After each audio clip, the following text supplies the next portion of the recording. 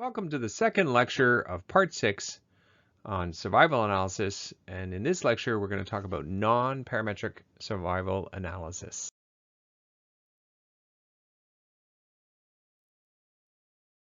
In this lecture we're going to talk about the life test procedure, which is a non-parametric method of analyzing survival data or time to event data. Now, let's say we have 40 rats that are randomly allocated to two groups of 20. In one group, they are exposed to a carcinogen, and in the other group, they are exposed to a placebo. Now, of course, the outcome variable was the time in days from randomization to death. Let's start off with the data. We have our data statement. As usual, our data set is going to be called exposed. We're going to have our outcome in days. We're going to have the status here, which is going to be whether they survived or died. We have our treatment, of course, which is going to be with the carcinogen versus the placebo. And in this case, we're going to have the sex of the animal. Now we have a new statement here, actually a new statement up here called Proc Format, where we're assigning a label to our data. So for instance, for treatment, it's going to be 1 is going to be drug X and 0 is going to be placebo. We then include the format statement or option, if you wish, in the data statement, and this is going to tell the data statement. So when you're creating the data set called exposed, please use the labels for this variable. Okay, the lower portion is our proc life test statement. There's a lot going on here. The ODS graphics on statement just says to please use the ODS graphics, and that's to output the plots. You turn it on at the beginning, you turn it off at the end. Your proc life test looks similar to the proc life reg that we used. The difference is we have an option here for plots. We're saying please output the plots. Our outcome is very similar here in the sense that we're asking in terms of the outcome in time. It's days this time, and we're associating it with the status of the animal. But so instead of using sensor, so another variable that would say sensor 1 or 0, as I discussed, I think in the last lecture, you can use the status. In this case, the status is dead or alive, essentially, right? And so you can tell it that the censorship is going to be when the status is 0, meaning that the animals are still alive. So the event has not occurred. The strata statement is simply to say there are two groups, and they are grouped based on this class variable called treatment. And we would like to compare, the time between, or the mean time to event between the two levels in treatment. So on to our output from proc life test. The first thing we will look at is the summary of the number of censored and uncensored values. So this is just pretty intuitive. You have the total number of mice, which is 40. You have 36 of them that failed, meaning they had an event. And then there was 4 of them that did not have an event before the end of the study, or they were lost to follow-up. And so we have 4 censored mice. You can also see, by stratum, how many, failed and how many were censored and what the total was. If we move over to the right here, this is your table that gives you your survival time and probabilities. So you see here's the time in days, and here are your mice basically that failed at a given time. And then, of course, the difference, which is the number of mice left. In this case, it's for drug. So that under treatment for the stratum, you have for mice that receive the drug. I highlighted in red, and boxed out in red, the mice who were censored at a given time. So for instance, this mouse was censored at 224 days, so basically lost to follow-up.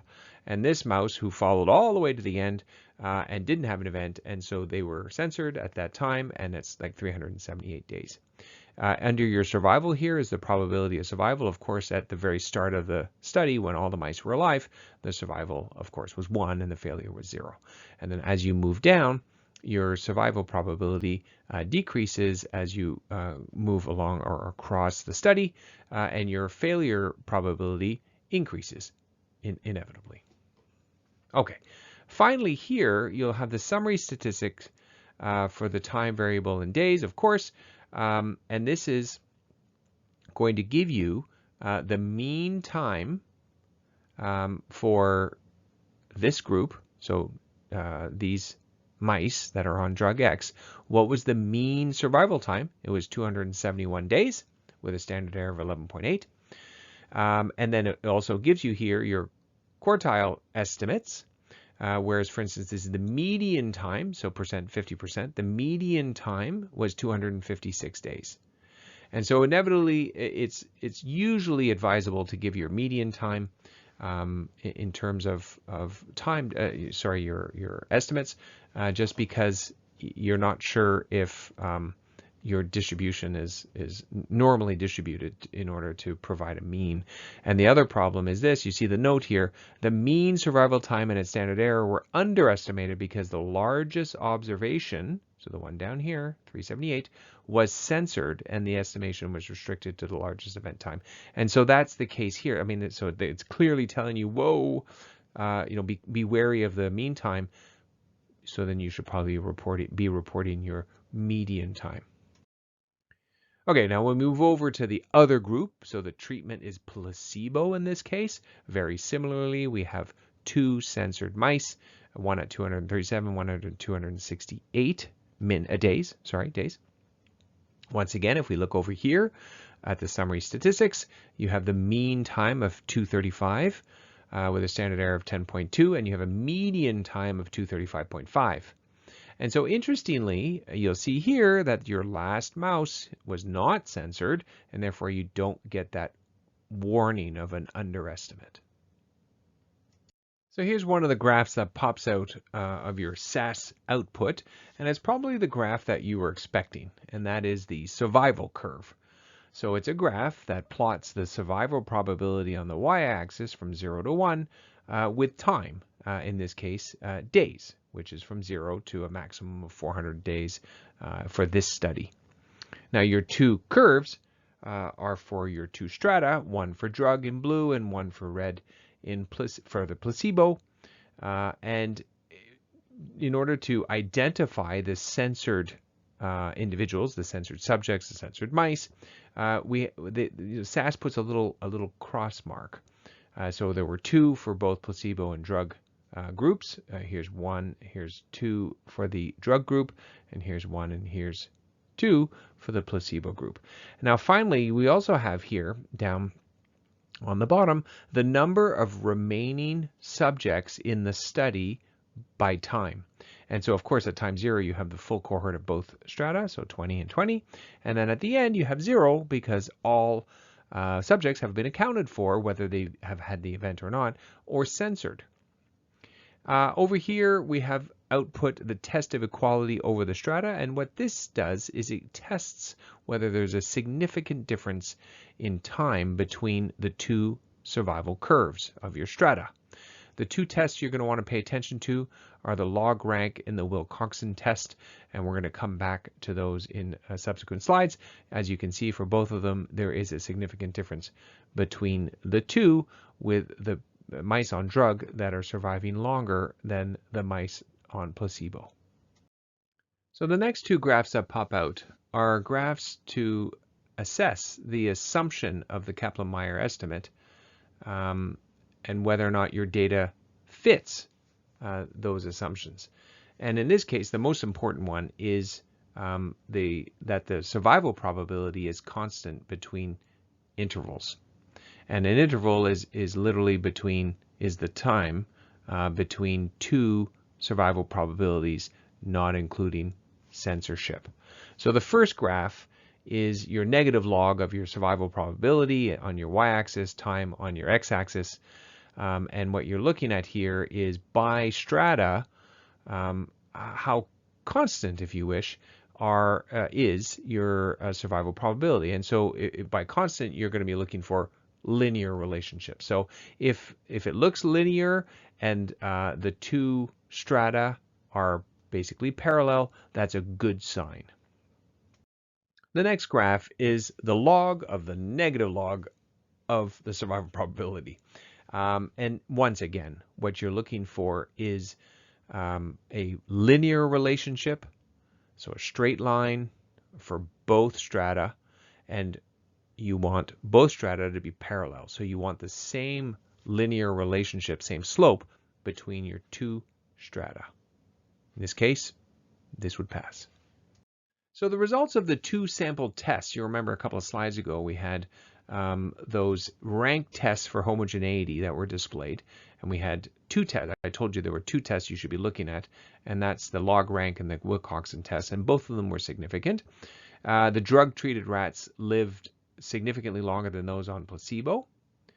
Now, because the survival curves for the two treatments differ primarily at longer survival times, and the Wilcoxon test places more weight on short survival times, it becomes less significant than the log rank test that is having a larger p-value. And you can see that down here in the comparison.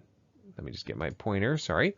You have the log rank test has a more significant p-value than the Wilcoxon test here at 0.0175 versus 0.0249. And that's because the Wilcoxon test places more weight on shorter survival times. So depending on what you're interested in your comparison, in the shorter survival times or in the longer survival times, that's how you're going to decide whether or not you should be reporting the log rank or the Wilcoxon. So in this case, we're interested in the longer survival times, and so we would report here the 0.0175 for the log rank test. Now, this is a summary, if you wish, where we've put together in one table, when we're comparing drug and placebo, in the time to death in these mice, you have a median time of 256 days when on drug, or 235 days when on placebo, so shorter on placebo. You have a mean time of 271 on drug and 235 on placebo. Here's your standard errors. And over here, these are your chi-square tests, your log rank tests, your log rank and your Wilcoxon tests, so log rank and Wilcoxon, and we explained how to choose between the two in the previous slide. Now suppose male and female rats have different survival rates, so meaning the variable sex is of interest. Therefore, we test the treatment effect adjusted for the sex effect. Now the variable sex in the strata statement is a stratifying variable, and the main variable, treatment, is now the group option. The test statistics for the treatment variable are computed by pooling over the strata defined by the values of sex, thus controlling for the sex effect. Now the notable option is added to avoid estimating a survival curve for each sex. If we didn't add it, then we would output a survival curve for each sex, but we're only interested in the difference in treatments controlling for sex. Now, if the variable sex is associated with the group variable treatment, then including it in the strata statement as a predictor will lower the residual variation and lower the p-value for the treatment variable. Here on the lower, the bottom portion of our slide is the code that we use in order to perform this test, and you'll notice it's very similar. However, we've included the notable option here. And in strata, we include sex, so the strata is sex, but then we're telling SAS that the group variable is treatment. So the second analysis, when we run it again and we look at the log rank and the Wilcoxon again, you'll note that the log rank, or both of them actually, the p-value is smaller as expected. So what are the lessons learned? You may want to show that an exposure variable such as drug or diet is related to an outcome variable such as death or change in blood pressure, for example. And you may want to also include in your analysis variables such as age or sex for two reasons.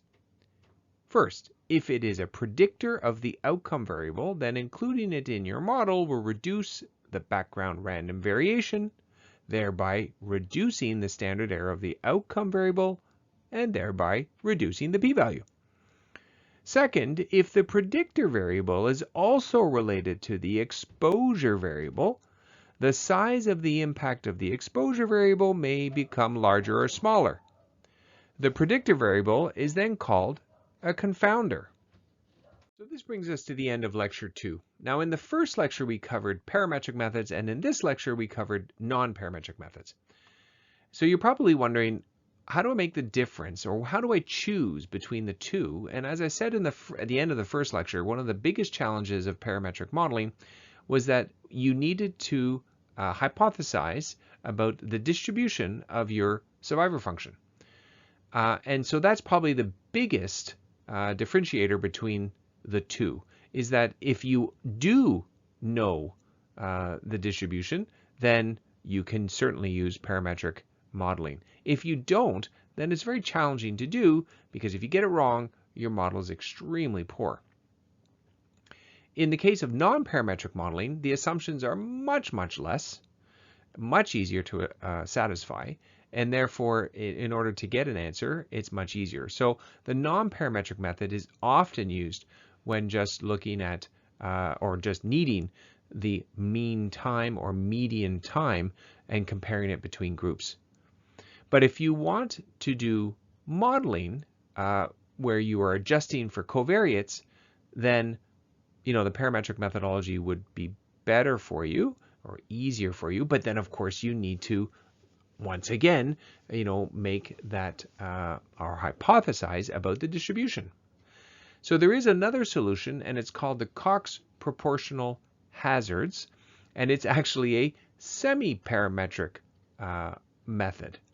And in this method, you can perform what you've learned in this course as a classic regression modeling, adjusting for covariates.